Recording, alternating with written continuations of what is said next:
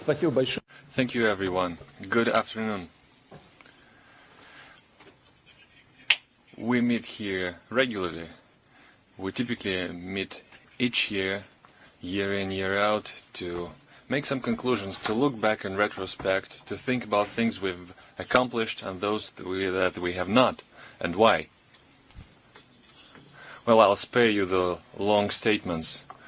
I think there are plenty of those wishing to ask their questions. So instead, we will have a discussion. And during our meetup today, I'll try to use this opportunity to answer your questions and give you the my best idea of what's going on in the country. Thank you for the interest to these meetings. And let's get started. Thank you, Mr. President. We've got a small tradition. The first question is the right reserved for the old-timers of the presidential pool who have been covering the work of the president for several years running. Mayak, Vladimir Samfirov, you have the floor. Please pass the mic on. Mr. President, Valery Samfirov, Mayak radio station. One question. I've been listening to the forecast. It's been told that there will be no snow until the end of December. And, well, the question, how are you going to record your New Year's address without snow? But any jokes aside, the question about climate change, what do you think would be the consequences fraught with it? Is it really happening? What would be the impact for Russia? What climate change bears for Russia? And another thing, this year, the Russian Federation joined the Paris climate deal, and according to it, up to 2013, the emissions from our country should be curbed to 25–30%. During the recent VTB press conference, you mentioned that we'll be able to cut them by 60%. Was this a slip of tongue, or have you made a mistake? All right, you got me here. Indeed, we have joined the Paris climate deal. We've announced it even before so, but now it was institutionally properly formalized, and now it enshrines the number 25 to 30%. 30% from what? From the base level, that is 1990. This is pretty much the criteria all the countries use. They use the 1990 as the base level, and then they use it as a reference point. All right, how do I get out of this blunder? All right, let's use minus 30% as the 0 point, the reference point. We can then use the absorption capacity of our forests, and then they will be used to accommodate for the rest 70%. That's what I meant to say. Now, to the second point. Russia, as you probably know, is not the biggest polluter as far as emissions are concerned. United Nations statistics can be different, but they cite different places, but the first place is reserved for the United States and China. They emit about 60% of the overall emissions. EU accounts for 11%, Russia accounts for 6%, and India for 5% of global emissions. Now, as you know, the Paris climate deal mandates us to prevent the growth of global temperature by 1.5 degrees. Whether we will be accomplish this goal or not, I don't know. Nobody knows the global reasons for global climate change. All we know is that during the history of Earth there were periods of global cooling and global warming, and it can hinge upon a variety of reasons. A small inclination of axis of rotation of Earth, a small change, a slight change of its orbit around the sun, all of them can be an impact, all of them can be an influence, and all of it can cause the climate change. Now, there were dramatic changes of temperature in the history of our planet. So, as we are pondering this, let me posit it this way. As we try to count, to calculate the impact of climate change is really difficult, and yet we cannot stand still. We cannot do nothing about it. So I agree that the question is indeed of urgent importance, and we need to do everything possible to prevent this drastic change of temperatures. Now, to what Russia does about it. The temperature growth pace is 2.5 times higher than the global level. As you are well aware, ours is a northern country. 70% of our country is beyond the northern latitude. We have major cities standing on permafrost, major cities on in the Arctic Circle. Imagine what happens if permafrost starts to melt. Now, some cities may encounter growing temperatures, be it Moscow. I think Moscow hit the record high temperatures for December, but it also can cause desertification of many territories. And this is a direct ramification for us. The climate change also is manifested in the growing frequency of natural disasters, and this is a direct implication for us as well. That is to say, we have been fighting climate change, we are fighting it now, and we will spare no effort to minimize the efforts from these changes. Let's go on. Now to the left flank regions. It's been 15 years since Kamchatka has not asked a question. Now to Kamchatka, please. Mr. President, colleagues, Mr. Peskov. It's true. We've been kept silent for 10 years. It's well known. We can only reach the continent if we fly from Kamchatka on an aircraft. Yes, there was a flat rate tariff scale introduced and subsidies for students, retired citizens, and children, families with a lot of children, but the subsidies do not cover the 100% of the population. Now we are hearing debates that the subsidies can be cancelled at all. So we will be locked, in fact, locked in our region. It's also it's been a long time since you visited Kamchatka. Is it because the tickets are so expensive? No, it's not the case. It has, in fact, nothing to do with the cost of tickets. Know why? Because I have a discount as one of the members of those categories entitled for the subsidy. But it's not the case. Speaking seriously now, it's been a while since I visited Kamchatka, and there are many issues. Thing is, my trips, local trips, are not official visits. Official visits is when I visit a foreign country. A working visit is when I visit the regions of Russia. But rest assured, Kamchatka has never been forgotten. We know that it's a crucially important region in the socio-economic and the military level. As you know, one of the naval bases is stationed there, naval base for our submarines. That is to say, we have been and we will pay attention to Kamchatka's needs. Now, to the flat rate needs, a flat rate scale that Aeroflot introduced, it's been just speculations. That's what they do to get more subsidies from the government, trying to push us to get a little more money. We will continue this work. We will keep the subsidies. But what we need to achieve in the long run is to make the income of our citizens to grow. But we will cover it time and again. The incomes of Russian citizens have been growing far too slow. But simultaneously with this, we will need to push down the commuting costs, including the ticket costs. So far as the global changes are yet to materialize, we will keep the ticket subsidies. Make no mistake. We have discussed this with the Aeroflot leadership and the Vice Minister in Transport. To the mic, please. Well, we'll get to the issue of garbage, of St. Petersburg, etc. Well, let's do it this way. As an exception, I'll take your question, but please, do not do this again. Otherwise, we'll quickly reduce to some sort of an Oriental marketplace. All right, get the mic and ask the question. Viktor Smirnov.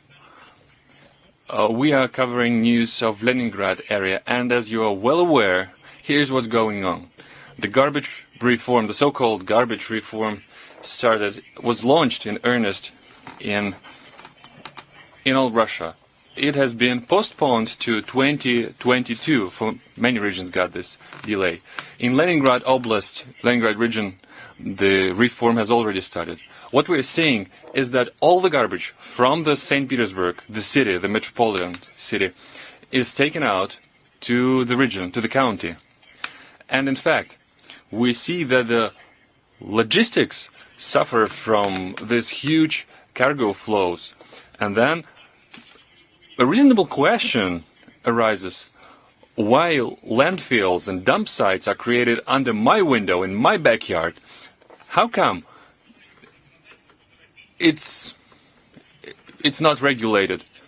Can we push Leningrad authorities a little more? The question is not about just introducing more regulations. It's about the need to create more dialogue. We need a mechanism for getting the requests and petitions from the citizens. Can you reformulate? Let me just finish the question. Can we ask for a 10-minute interview before you leave the building? Well, that cannot be organized, but give me some more time to finish the question. Time after the press conference. Be it this year or the next year, the time after press conference is something that we can allocate for the interview. Now, let me get back to the issue of garbage. We are generating 70 million tons of household wastes annually, on a yearly basis. And the garbage treatment and garbage processing industry is something that has never existed in the Soviet Union or in the new Russia. We are creating it from the scratch. Now, let me get this right. Major landmark decisions have been made. The regulatory framework is something that we start from the get-go. We create the network of the garbage processing operators. We have agreed on the mechanism of territorial distribution of authorities and mandates. Who's responsible for what? Now, what are we lacking? We lack the direct dialogue for citizens. We need to reach out to them, to show them where the garbage will be treated, where it will be dumped, and clearly we should absolutely get rid of any gray areas and criminal elements that are rife in this area. I know that many people try to instrumentalize this issue, who try to introduce more tariffs and pass them on to the citizen, who will try to charge them more for garbage collection. We need to get down to the nitty-gritty to ensure maximum transparency. Say, take the rural areas. Many of them faced increased tariffs for garbage collection, which were never collected in the first place. They've always been dumped to the forest nearby. But this is a major issue. Where do we get this garbage? The logistics should be paid for, and people, this is crucial, should understand what they are paying for. Now, let me get to the Leningrad County now. It faces the very same question. How come St. Petersburg dumps its garbage to the county? Well, they can bring it somewhere further. They can bring it up to, I don't know, to the Arctic Ocean, but then the price will be even higher. And after all, Leningrad and the surrounding region is the single economic entity. In fact, during the Soviet era, it was governed from the same center of making decisions. And the interest of this very single region might differ according to the subject of the federation concerned, but so that people many coming from the Leningrad region and as well as the Moscow region. They come to work in St. Petersburg and then generate waste in St. Petersburg. And then they go back to where they live. We should make this process transparent and the situation should change. But then we need to develop this area from the point of view of the construction of relevant plants. But we need to boost this construction in order to recycle waste. And we need to understand this and to explain to people how those plants are going to function, what would be the damage, if any, for the environment, and would they create any issues for people who live close to those plants. Because in major big cities, for example in Tokyo, those recycling plants are located in the city and they do not smell, they do not make any fumes, they do not ruin the lives of people, they do not cause any harm for the environment. And if we are going to take into consideration the environment, then we'll have no issues. But then we have to do it as we have decided. And for that, we need public monitoring. We need public organizations for that. I have already talked with the United Front of Russia leaders, and now I would like them to focus on this issue again, and we will do it together. We will resolve this issue. So, TVC, I remember that in recent years we have ignored their questions, but this year I give them the floor. Matei Shestakov, TV Center. It is often that in the media we are accused that the real sector of economy is based on the heritage of the Soviet Union, the plants were constructed by then, and the fields were exploited back then. What would you say to these people and what has been done in recent years? Some airports might be constructed, some roads might have been constructed. Well, when it comes to criticism, it's always useful. It makes us think about the topics that were raised by the critics. As for the fact that we are now living off the Soviet heritage, it's impossible not to make use of the 1,000 years of the previous state, and including the USSR period. And many things done in the USSR times are things that we are proud of. For example, the victory in the Great Patriotic War, the first flight into space, etc., etc. We have had many achievements. And we should be grateful to our fathers and forefathers for building such a superpower back then. But as for today, I would say to those people who believe that nothing has changed, I would like to say a couple of words. First and foremost, 75% of industrial capacities when it comes to manufacturing has been creating since the year 2000. The average age of equipment stands at 12 years in the manufacturing industry. What does that mean? It bespeaks of the things done in the recent decade. You talked about airports, so we have built 3 new airports, 45 new roads and 12 new railway stations. Many of them have been deeply modernized. The amount of federal highways has grown twofold, and they adhere to the standards. It used to be at 39, and now it's more than 80.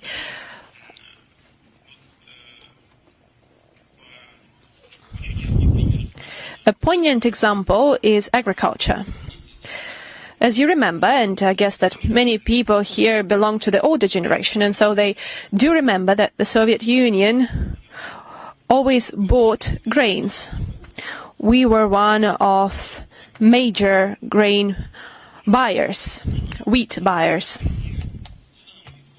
And now Russia is the biggest exporter of wheat to the global market. We are ranked #1, ahead of the United States and Canada. They do produce more, but they also consume more. And we are ranked first on the international market when it comes to wheat. And we have seen the agricultural production grow by 46%. And multifold growth in export. $24 billion, that's the trade turnover in agriculture on the international market. And I'm not talking about grains only, but this is the main source of income coming from abroad in agriculture. But the same is true for poultry and animal husbandry.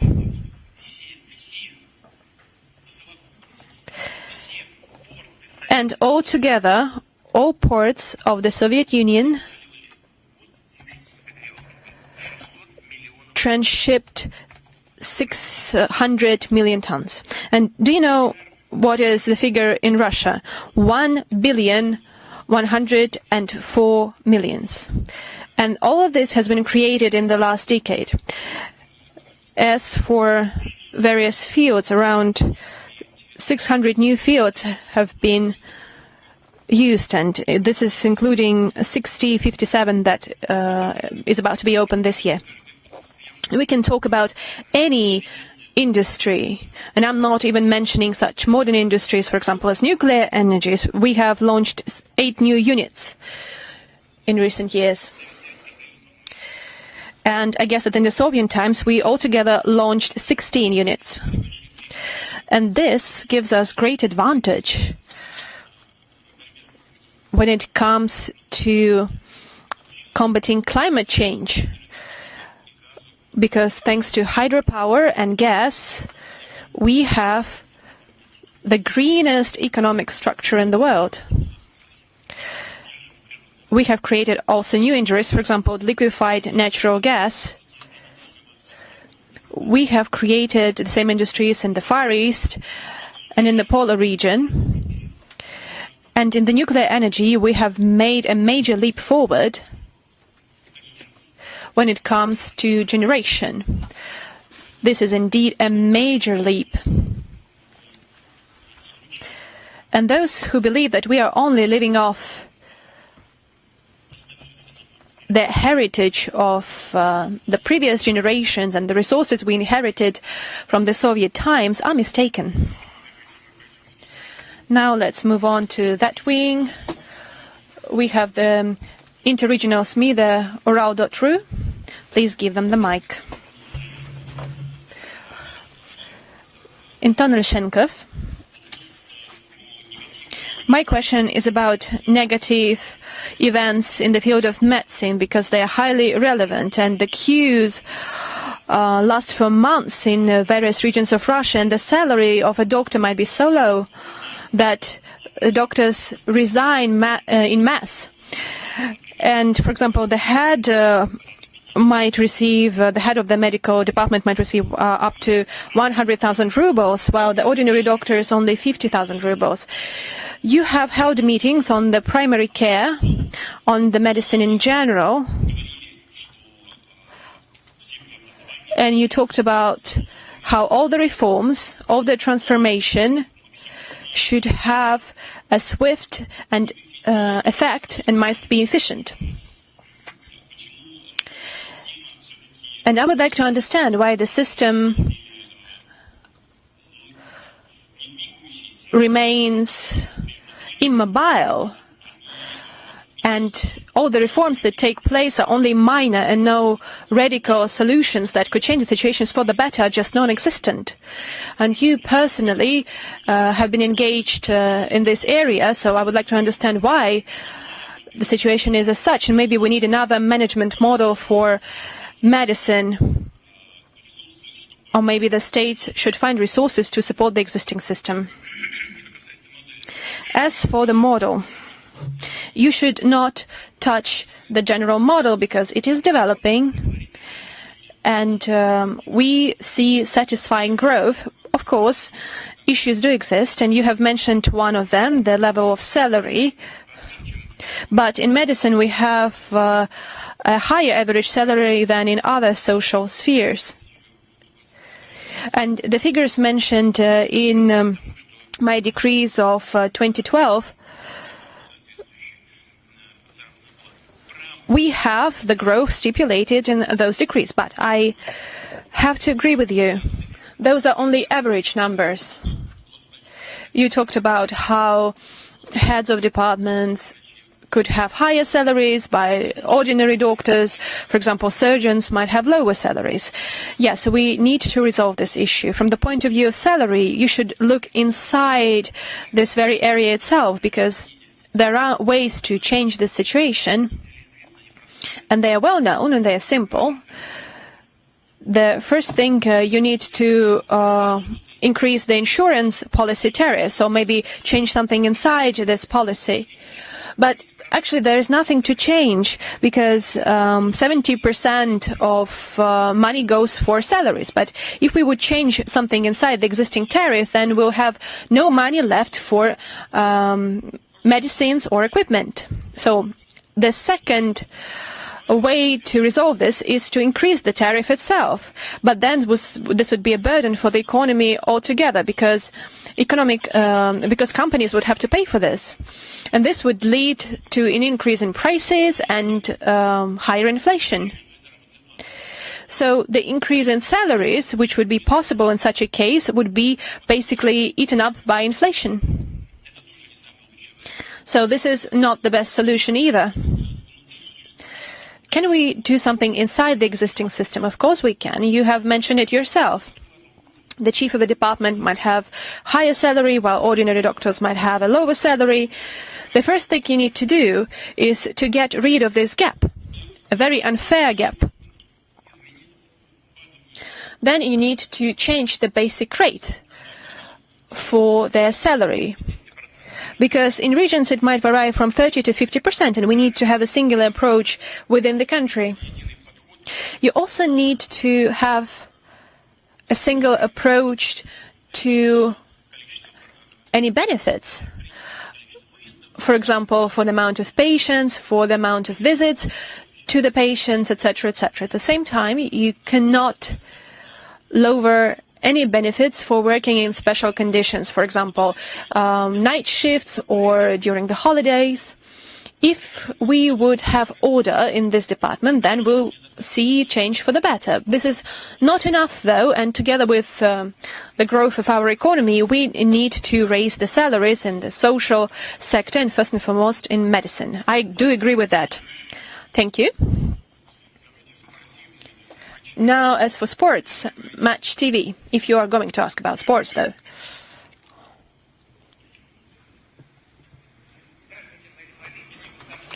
Olga Bogoslovskaya, Match TV. I represent the National Sports Channel. So my question is dedicated to sports and the situation, a very complex situation that Russian sport is in. On the 9th of December, the Executive Committee of the World Anti-Doping Agency has taken an unprecedentedly severe decision to ban Russia from participating in major sporting events, which include the Olympic and Paralympic Games, Summer and Winter Olympics. The decision was made due to the fact that the Moscow laboratory data presented by the Russian side did not coincide with the information provided by WADA's whistleblowers.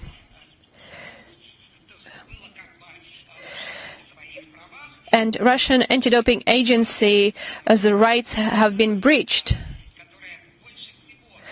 However, those who suffered the most were athletes, innocent athletes.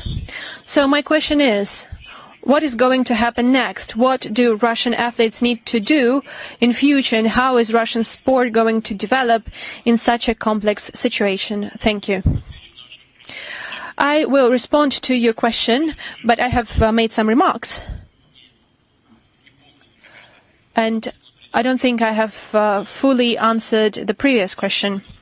I would like to say a couple of words about the events and measures we have outlined in primary care.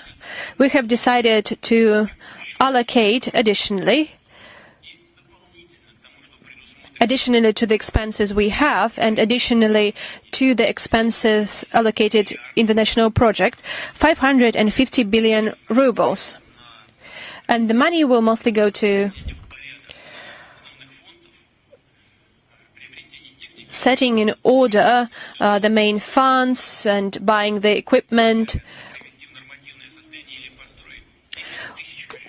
We are going to make 10,000 of our facilities up to standards, and we are going to buy 7,000 units of transport. We are also going to buy up to 30,000, if I'm not mistaken. Yes, indeed. 10,000 pieces of equipment.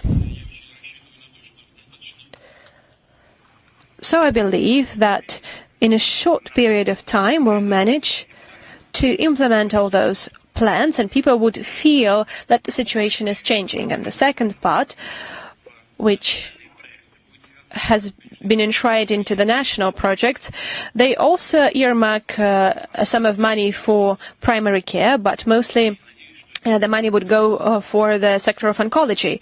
And I hope that we will see some proper results. We see some results when it comes to combating cardiovascular diseases. We have 20% growth in tuberculosis, and child mortality has gone down immensely, and we are going to move on in this area. Now, as for WADA and WADA's decision, this is not only unfair, but it's just something that doesn't make sense. As for doping, the decisions related to doping were made last time for the previous Olympics, and our athletes could come there with a neutral flag. And this is a precedent. Nothing like that has ever happened in the history of international sporting events. And I believe that any sort of punishment should be individual.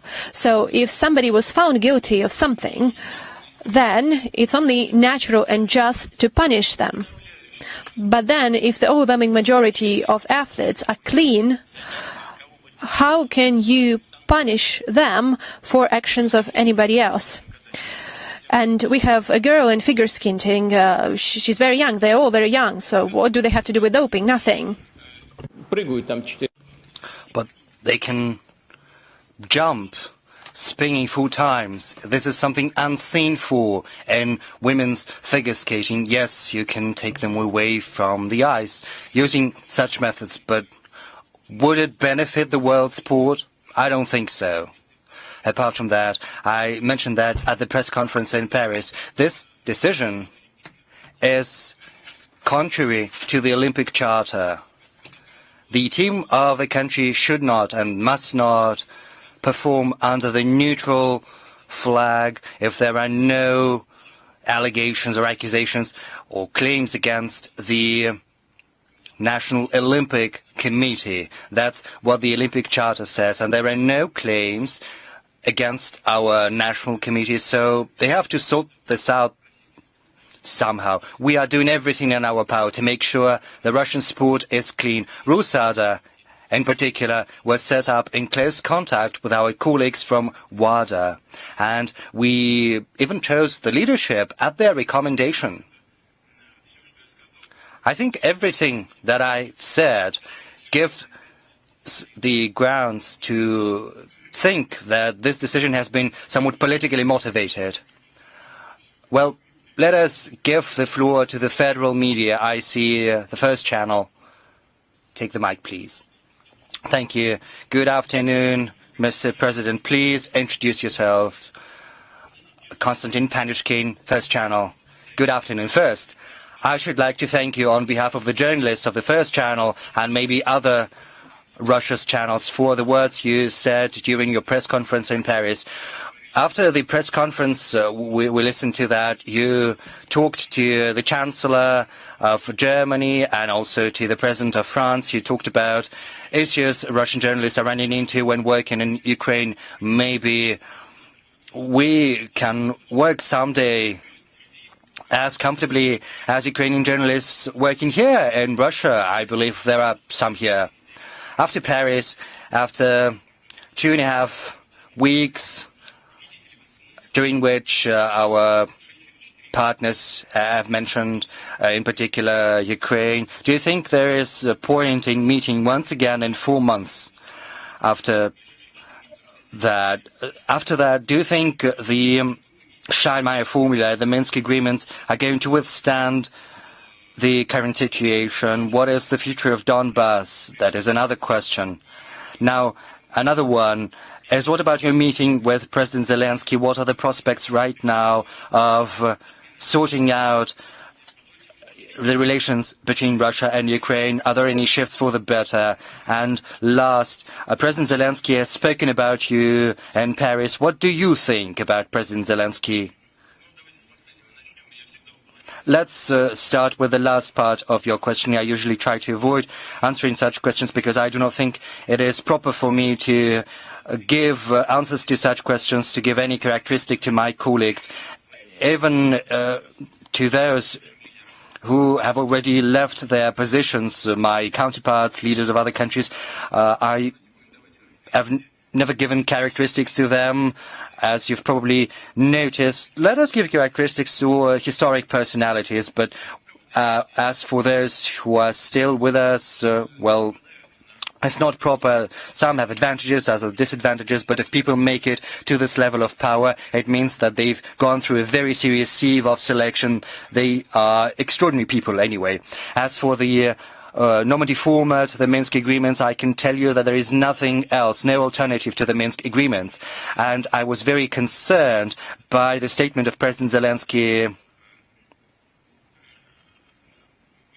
after he left Paris, and when he said that the Minsk agreements could be revisited. If the Minsk agreements are revisited, the whole situation can end up in a deadlock, a complete one. Because the centerpiece of the Minsk agreements is the special status law of Donbass, which is supposed to be implemented and incorporated into the basic law of Ukraine, that is the constitution. It has been prolonged for another year, but it's not on a permanent basis. And it's not just me, but other participants of the Normandy 4 that are saying that this law has to be rendered permanent and afterwards incorporated into the basic law of Ukraine. But as it seems, neither the previous leadership of Ukraine nor the current one are unwilling to do that. That's the first thing. Secondly, there is a need for a direct dialogue with Donbass, and there is none. Right now there is talk about some amendments regarding the decentralization principle. But is it supposed to replace the Minsk agreements? Is it supposed to replace the special status law? How can one imagine that? Yes, one can do that. But the Minsk agreements say that if it's regarding Donbass, then it has to be done in consultation and concert with the representatives of the region. And there's no consent given on their part. Now, as for the next meeting in April, it's going to be relevant if there are any shifts for the better. And there are some, and we have to be objective about that. First, the special status law has been extended, so the basis for settlement has not been lost. Armed forces have been withdrawn from some key points, that's true, but unfortunately our partners in Ukraine for some reason do not want a disengagement along the whole line of contact. I think it's a mistake, but that is the position they have taken. The amount of shelling has gone down, which is an improvement too. Unfortunately, there is still some fire. There are positive things, there are some alarming things, but all of this is a matter for dialogue. That is why it is useful to continue to work in the normative format. You mentioned colleagues from Ukraine. Maybe we should give the floor to them. Yes, our traditional guest. Let us give the mic to him. Good afternoon. My name is Roman Sabolik. I represent Union News Agency of Ukraine. I've got no problems working here in Russia. Maybe if Ukrainian tanks were in Kuban, you could probably change your attitude towards that as well. Do you talk about T-72 or T-34? Our main tank is T-64, and it's constructed in Kharkiv. T-64, it was designed back in the Soviet Union. Yes, you mentioned the tanks that were produced there as well. If you'll allow me, as a follow-up to the question on Minsk agreements, can I ask you about the date when you take the decision to dissolve the occupation administration in Luhansk and Donetsk? You are calling them republics, but they are not in the Minsk agreements. And what about the gas? It seems as if you are not going to give us back the $3 billion you owe us under the arbitration procedure. First, dissolution of authorities. That's the first question. The second, gas. Yes, $3 billion.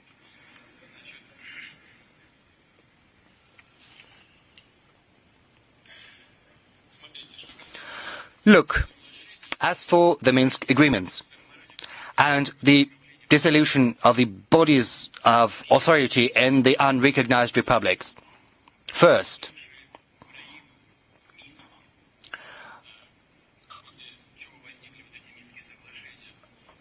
these Minsk agreements were reached after a meeting where Ukraine was represented by President Poroshenko, ex-president, and he insisted that the signatures of heads of two unrecognized republics should be put to these Minsk agreements. They simply cornered me, whereas the heads of these two republics, they were unwilling to put their signatures on that document. I'm going to open to you the secret. So, in the end, we managed to persuade them to sign. So this led to Ukraine itself recognizing that these two republics exist. That was the first part. Secondly, elections were held in those two republics. People came to the polls and they cast their vote. And I think this is a absolutely democratic way of setting up authorities. Third, the Minsk agreements directly cite the rights of these republics. It sets it all forth. It speaks about the language, the local police.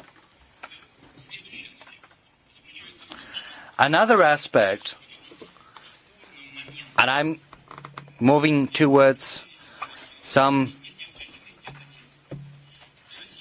issues that lead to differences of opinion. And I think the public in Russia and in Ukraine have to know that. There is a point, an item which speaks about the withdrawal of mercenaries and foreign troops as well as closing up the border. The border is supposed to be closed on the second day after the election, and it is supposed to complete only after an overall political settlement which stipulates that amendments have to be made to the constitution of Ukraine, and that stipulates that the rights stipulated under the Minsk agreements have to be granted to the two republics. After this has been done, the border is going to be closed completely. Now, as for the withdrawal of foreign troops, there are no foreign troops there. Yes, there are local militia, local self-defense forces, which consist of local population. I'm always asked the question, where did they get the tanks from, heavy artillery? Look, in many hotspots all across the world, we see conflicts and hostilities with the use of tanks, artillery, and so on and so forth. Where do they get this equipment from? Maybe from those countries that sympathize with the structures of those countries that sympathize with them. But this is their equipment, not equipment imported from abroad. Now, as for mercenaries, I mentioned that in Paris there are French and German who are fighting on both sides of the front line. Yes, let's address this issue of mercenaries. But these mercenaries do not form the bulk of these armed groups. And I'm absolutely sincere with you. So far, we see no genuine willingness to address this matter through dialogue with the people. We see no willingness to create favorable conditions. On the contrary, they're trying to create conditions for an armed solution, a forceful solution with the use of aviation. The current president even doesn't remember that aviation was used there. And it was used, I'm telling you that. So, I think this old approach is discarded once the current authorities of Ukraine start dialogue with the people. Then it's going to settle the conflict. It was the decision of the Kyiv authorities to separate these territories from the rest of the country. They introduced the blockade themselves. It was not Moscow. But luckily, I see some changes for the better. Here, as well as you can see, there's been some improvement. There is demining ongoing, but this is not sufficient.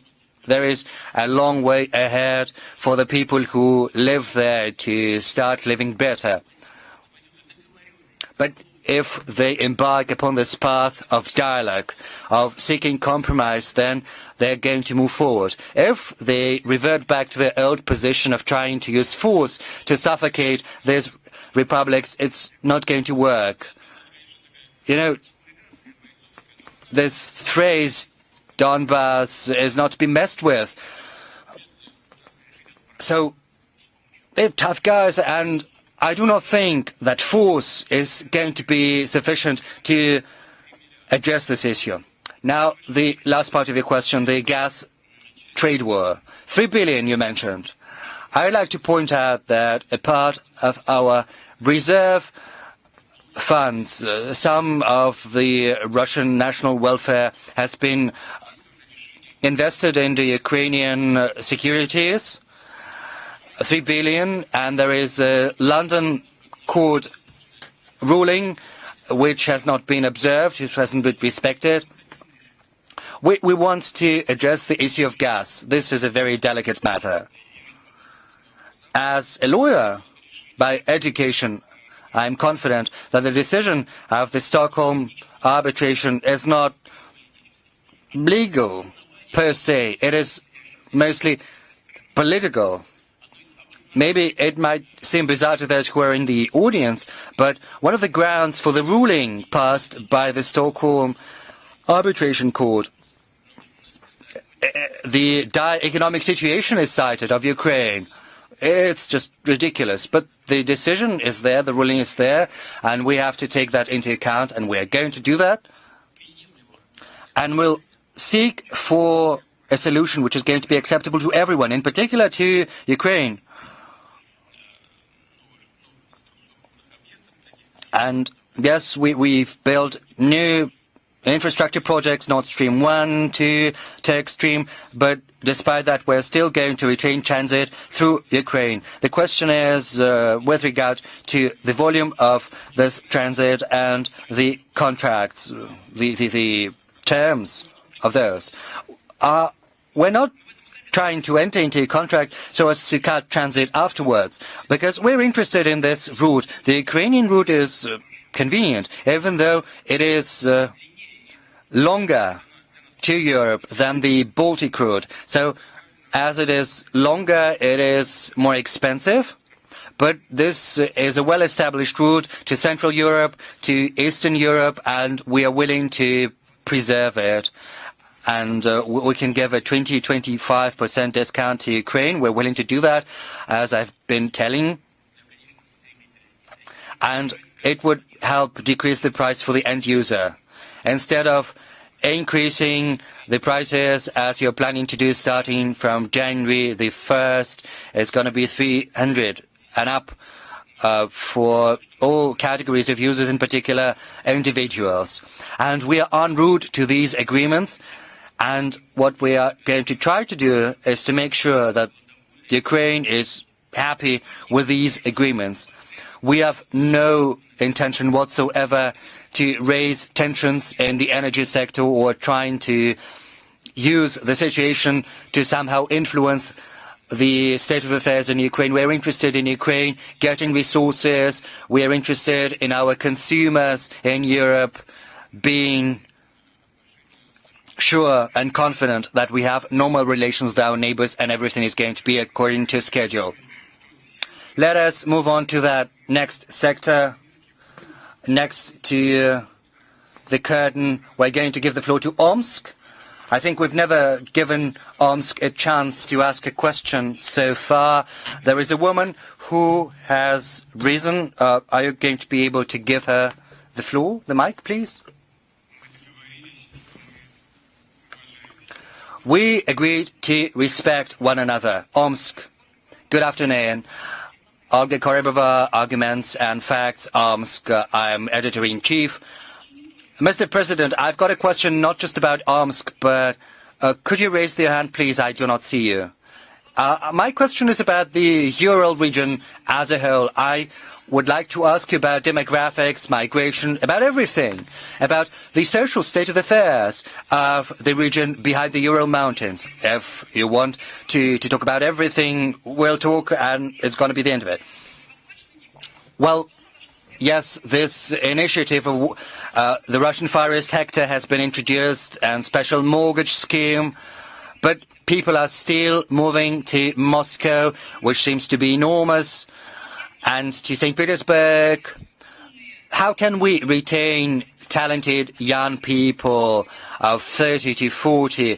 We'd like to live them in our regions. We'd like them to have a chance to get a normal mortgage, to have a residence, a place to live in. Do you have any initiatives to that end? Well, yes, we saw the depopulation in the Russian Far East, which is going far more rapidly than in any other region of Russia.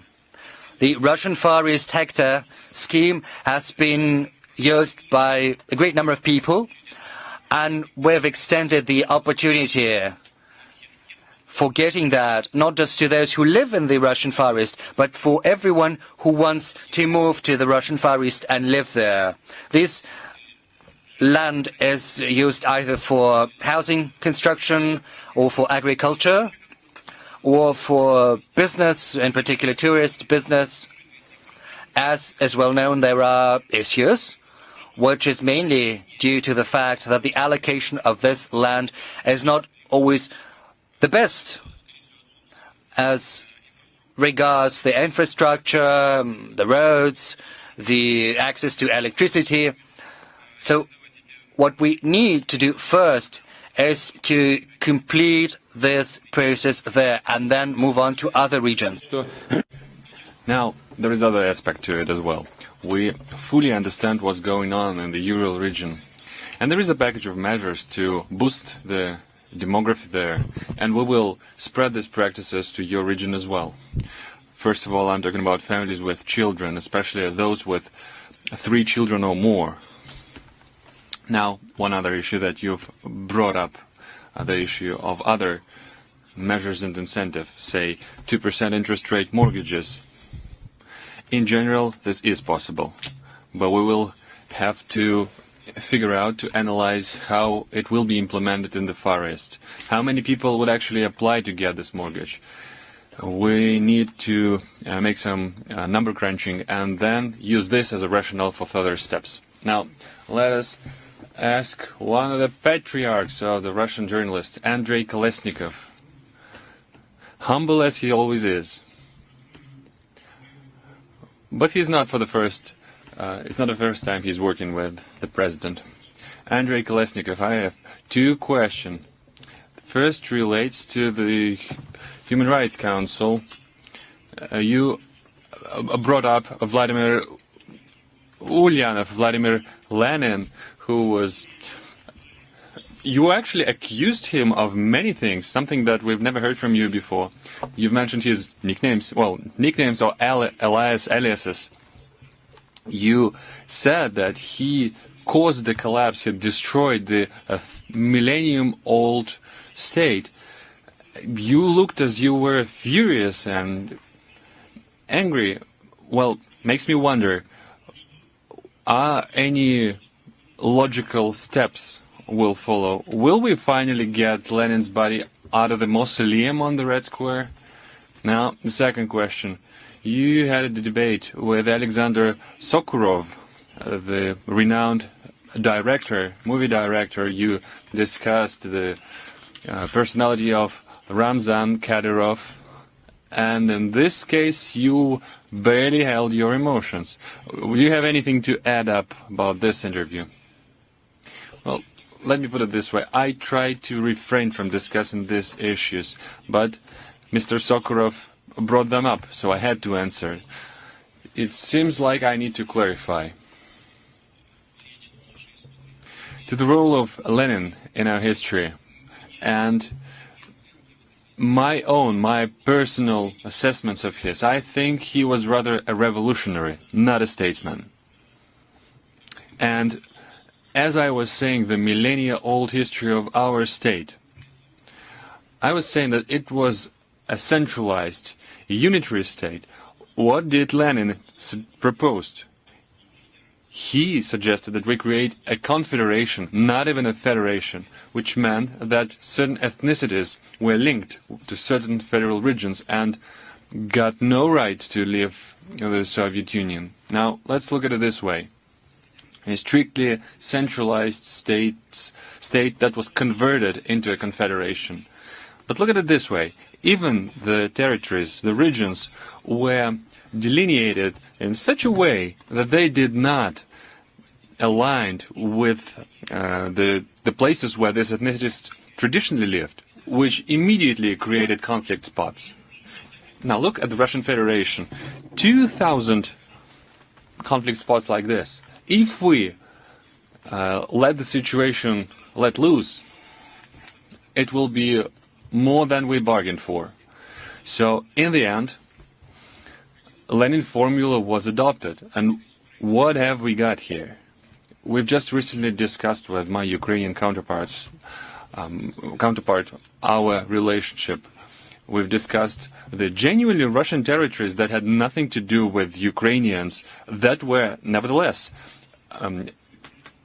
connected to Ukraine, that were passed on to Ukraine with a really strange, really weird wording, which sounded something like to increase the ratio of proletariat in Ukraine, so as to fight the bourgeois that lived in Ukraine. And it sounds like a rather odd decision, don't you find it? And yet it's part of our history, part of the history whose architect, to a certain extent, was Vladimir Lenin.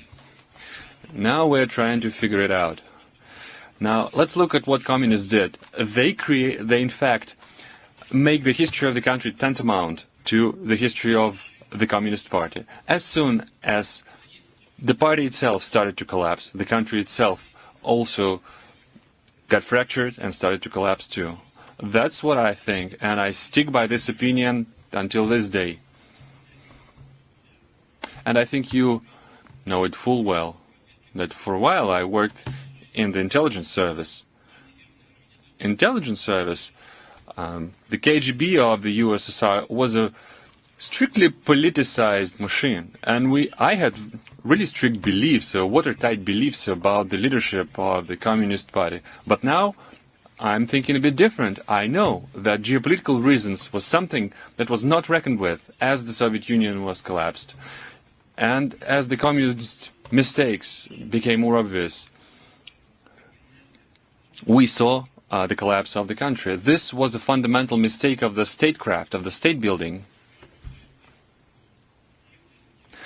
Now, let's move to the issue of Lenin's body. I don't think that's the gist of the body. We should leave it as is. After all, there are plenty of people, plenty of Russians who feel that this is a part of their identity. This is a reflection of the Soviet accomplishments, of all the good things that the Soviet Union done. Many people like this link their own destinies to the attainments of Vladimir Lenin. We should just move on. We should move on and develop as a country, as a nation. Now, to the second issue, to hero of Russia, Ramzan Kadyrov. I mentioned this time and again, and I'll say it once more. I remember the time I met his father, the first president of the Republic of Chechnya. He came to me to talk. He did not come to surrender. He came to try to articulate a relationship with Russia. It was before the hostilities in the Northern Caucasus. He told me back then that Islamic countries would render us some support. That's what we thought would happen, told me Kadyrov the elder, but it didn't happen so. They tried to submit us to their will. And now I understand that we'd be much better off if we stay a part of Russia. It was always respectful to our identity, to our religion. That's what he told me. You know what fate befell him? You know what happened to him? He was murdered by terrorists. What was he killed for? He gave his life for Russia, for Chechnya, and for his people. This was a conscious decision. I will always regret the fact that I actually let him go to these festivities. He was back in my office. I told him, come on, just stay here. Let's wait for a while. But he went, and you know the rest. Now, let's move on to the personality of Ramzan Kadyrov. You know that he lives in a constant danger. He's constantly threatened, day in and day out. Besides, he personally participates in certain military operations in Chechnya, as the FSB director was reporting to me. And I was telling him, well, you should decorate them with some military awards, people who participated in it. And he told me, well, it's not our guys. I said, whose then? He said, it's Kadyrov's guys and himself. Well, I told him, I personally prohibit you to do this. And yet he persists. After all, he was awarded with a Hero of Russia title. It's not a small thing. You know, I'm not given this title as left, right, and center. He deserved it. He earned this right and this title. Now look at the city of Grozny. It was rebuilt from the ashes, like Stalingrad. And it's his merit. We could have awarded him with the Hero of Labor title, but he's too young for a while. He should wait a little bit. He'll get it. In the meantime, I think I saw a Chechen journalist right in the center, the central sector. And you can get the mic. Please lift your hand so we can see you. But please still, give your affiliation and be as succinct as possible. President Putin, good afternoon. Alcazar Kerimov, Grozny TV channel. Thank you for your heartfelt words about the first president of Chechnya and about Mr. President Kadyrov himself. What I'm trying to say, Chechnya now is a vibrant region. It develops rapidly, which is something that we should thank your decisions for. Thank you for the trust that you've placed in us. Chechnya loves you and always welcomes you. Now the question.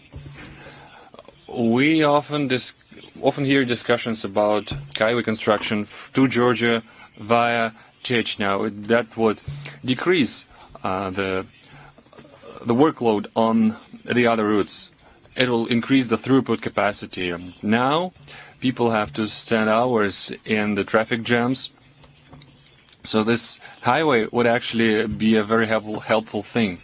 It will give us a channel for the cargo. What do you think about it? Do you think is it economically viable to build a highway to Georgia via Chechnya? Do you support it? And do you think it will materialize? Another question.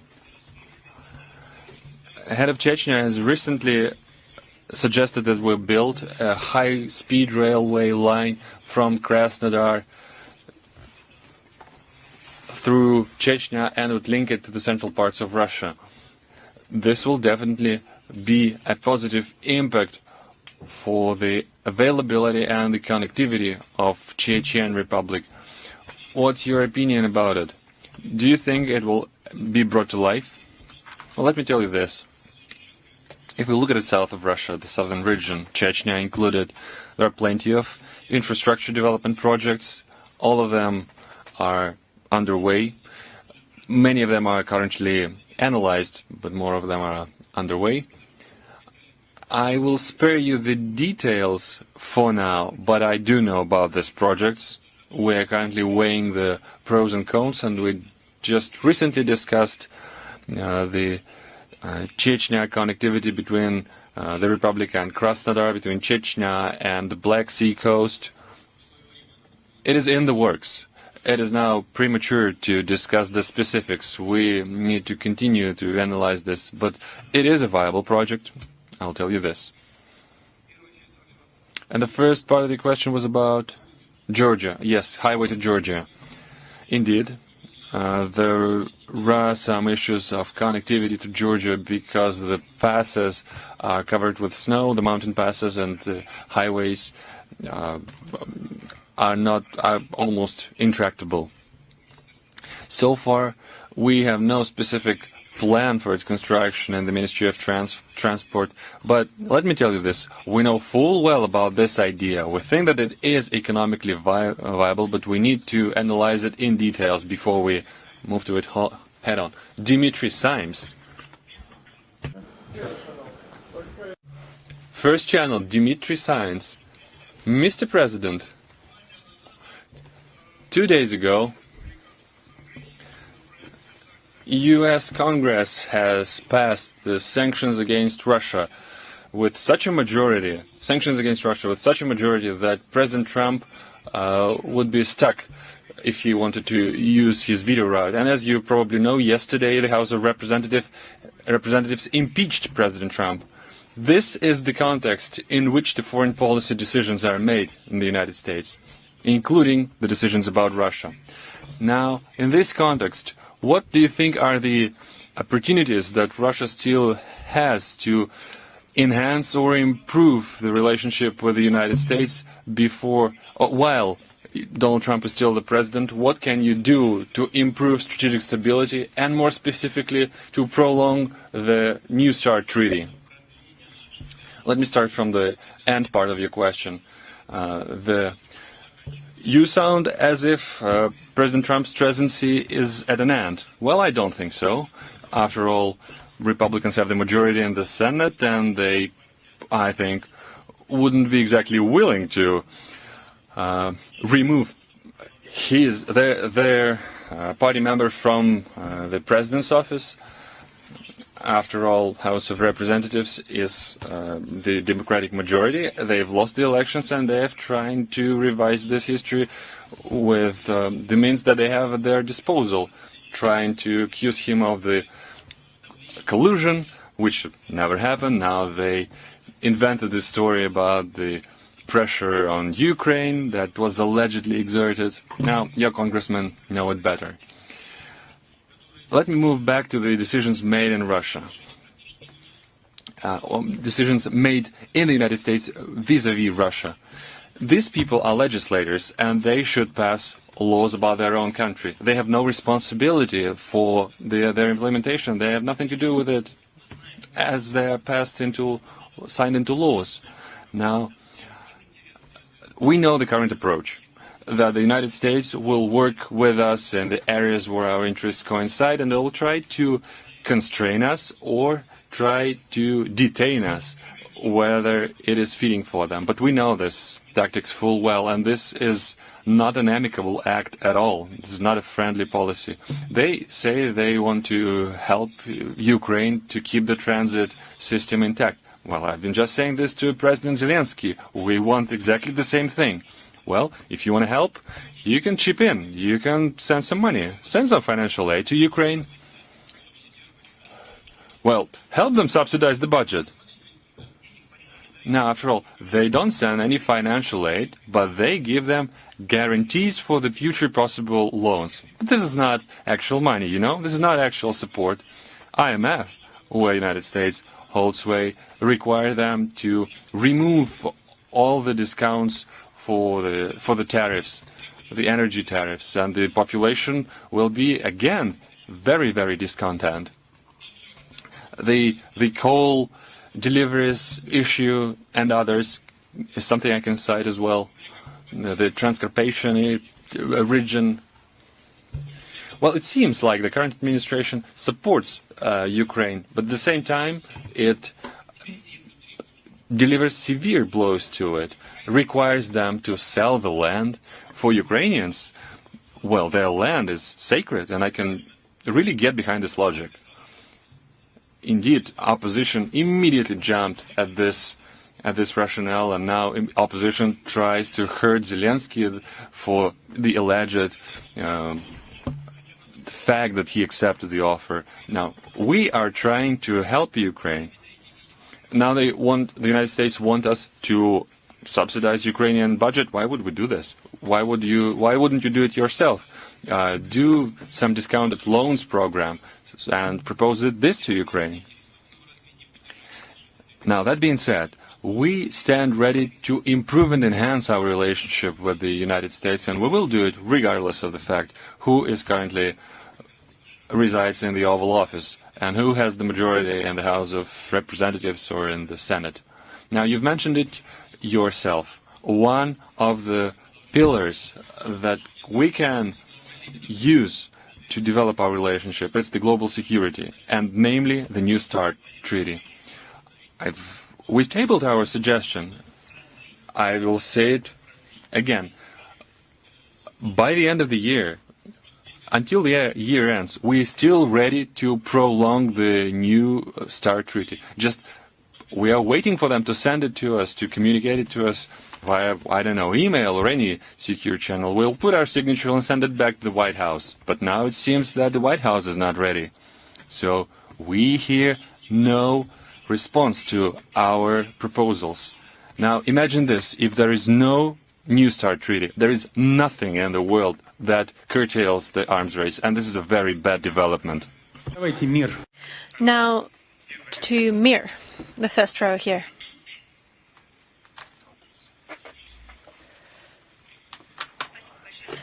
Thank you very much, Mr. Peskov.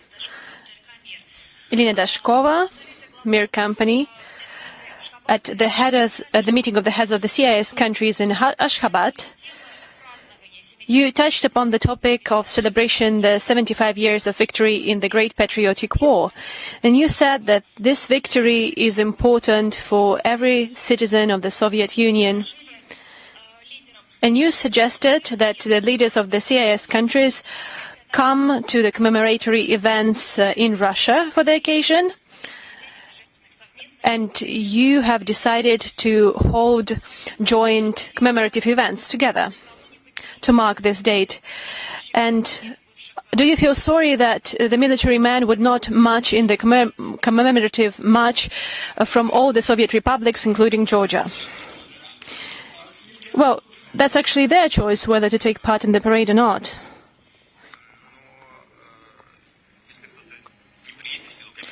If somebody is not going to come due to the current state of our interstate relations, that would be a major mistake, because that means that they do not show respect for the people who fought and who died for the independence of their country.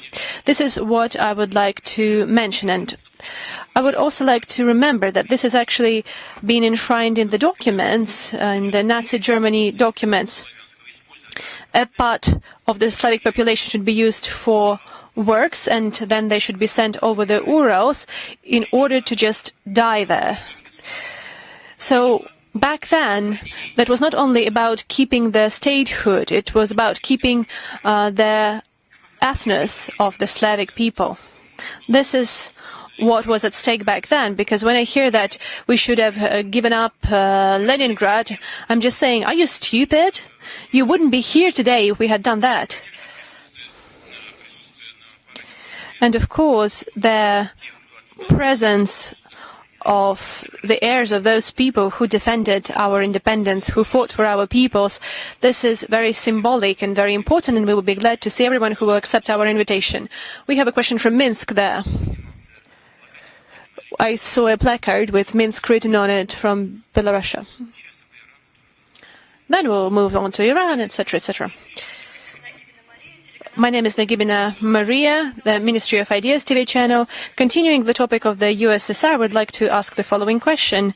As a result of illegal activities of Gorbachev in 1991, millions of people have suffered due to those illegal activities.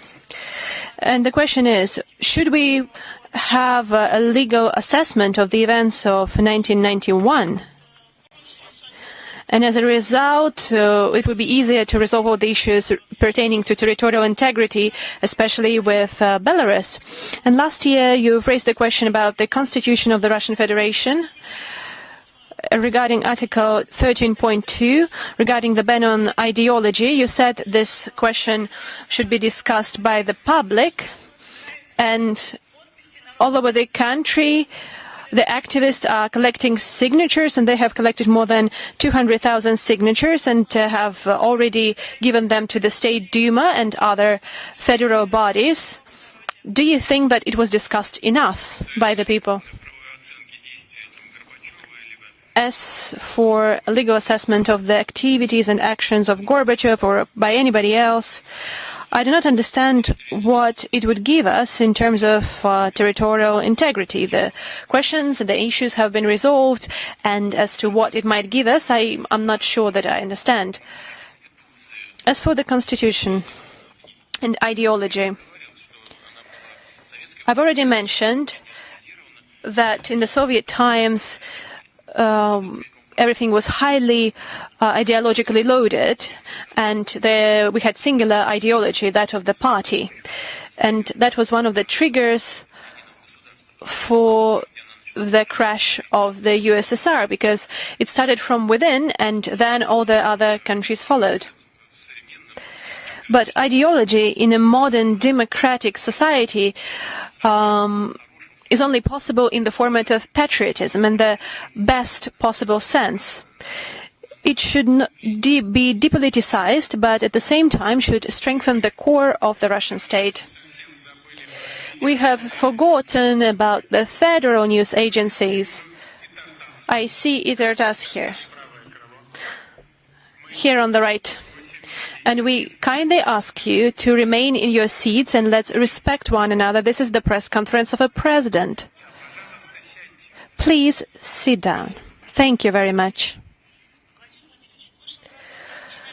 Last year we started the press conference from a question from TASS. It was about national projects, and my current question is about national projects as well, because this year our agency is the operator of a special information portal dedicated to this very topic. And my question is, the practical implementation of national projects has been ongoing for a year now, and now experts from various regions make critical remarks that the targets in the national projects are unachievable and thus should be corrected. Can you say that the implementation of national projects is at a stalemate? Should we review the targets set out in the projects, or maybe we should come up with additional measures which would help us achieve those targets? For example, personal responsibility for heads of the regions for implementing national projects when it comes to targets, when it comes to the deadline for implementing the projects. Or maybe decentralization might help, for example, expanding the authority of the local executive bodies to have a redistribution of taxes so that they would have more money in their budgets, and using this money they could be more actively engaged in implementing those projects on the ground. I do not think we should review anything. Then we have personal responsibility, but maybe it should be further enforced and detailed. As for the project themselves, those are indeed major projects, and they are one of a kind. We have never worked in such a format using such tools. We had public programs, but that was something quite different. And our projects today are closely tied to targets, and we have allocated resources in order to achieve those targets. And we have also introduced personal responsibility. It is indeed there. And this is the areas we should advance in. As for the stalemate, we should have created from the outset the basis, the appropriate measures, and I was even concerned about how that might move forward. But out of the 38 targets set for this year, 26 targets have been achieved, and 12 have not been achieved. But in such major areas as resettlement of people from dilapidated housing, we have not only achieved the targets, but we have actually exceeded it threefold. So the situation is stable, it is under control, so we need to see what's going on in real life to analyze the results and then make any sort of corrections. But to have an overall review, that's not the case. Now, another federal agency, Interfax. Give the mic to Interfax, please. Ksenia Glavanova from Interfax. This year was fruitful when it came to major cases that caused public outcry. And at the meeting of the Human Rights Council, the members talked to you about this, and they talked about the case of Ivan Golunov. You have not commented on this. During the direct line with the president, you called this situation unprecedented, and you said that the people at fault should be found and punished. However, those people have not been found. The materials of this case have been classified, and the investigation is ongoing with regards to people who have not been identified. And I guess that Ivan Golunov's case is a reflection of such characteristics of our law enforcement system that everyone sees and experiences. They do not give out to their own people. Maybe it's time to try to clean this system and to make it more regular once again. And can you guarantee that Ivan Golunov's case would be investigated but not would come to a stalemate? I've already mentioned that I worked in the security bodies at the outset of my career, and when I came there were veterans of the service still working there, and some of them just hid in their own offices when one old-timer came in. He worked in 1936, 1937. Back then, we had those cleanses in law enforcement bodies and security bodies, and in the morning, a person would come to work and a case would be instigated against him, and in the evening the body of the person executed would be given to the family. So this old-timer actually executed those people. As for cleanses, that did happen in our history, and we shouldn't have anything like that now. The fact that we need to ameliorate the work of the law enforcement bodies, that is true, and public should have control over what's going on in there. This is indeed evident. And in all law enforcement bodies, they have their own security services, and they do work efficiently. And the fact that they do not give out to their own people, this is incorrect to say this, because there might be the cases when the authorities, the local authorities, want to cover someone up. But I do say that those security services do work efficiently, and a sufficient number of criminal cases instigated against the members of law enforcement bodies are based on the materials provided by their own security services. As for Ivan Golunov, so what's going on in there? Indeed, the decision has been made to classify the materials. The decision was made due to the fact that during the investigations there were several issues regarding the criminal proceedings, and this information is classified, but it doesn't mean that the case shouldn't be investigated properly. I would like to tell you that 5 persons have been fired from their positions from the Ministry of the Interior, and criminal cases have been instigated against all those people. And the investigative committee is now conducting the investigation. And now to RIA Novosti.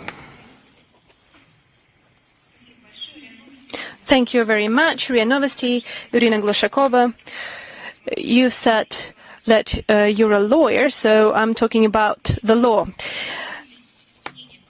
namely the Constitution. Do you think that we should have any amendments to the Constitution now, because such questions have been raised, and if such amendments are overdue, then what kind of amendments? And the changes have been made 10 years ago regarding certain changes to the Constitution. And the second part of my question is political, regarding the political system of our country. In several days, we will celebrate a 20-year anniversary of you coming to power. Maybe we need to make some amendments to the Constitution, for example, to redistribute the power between the parliament, the government, and even the president.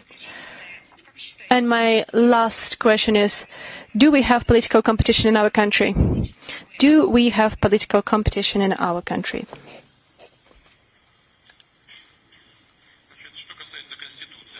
As for Constitution, this is a kind of a live instrument.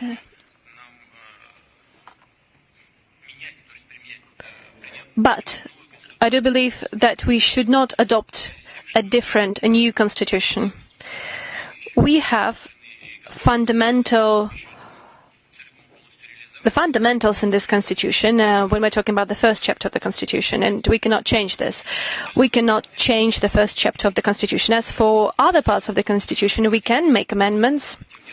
I know about the discussions that are currently ongoing regarding the amendments to the constitution. I hear them. I see that they take place.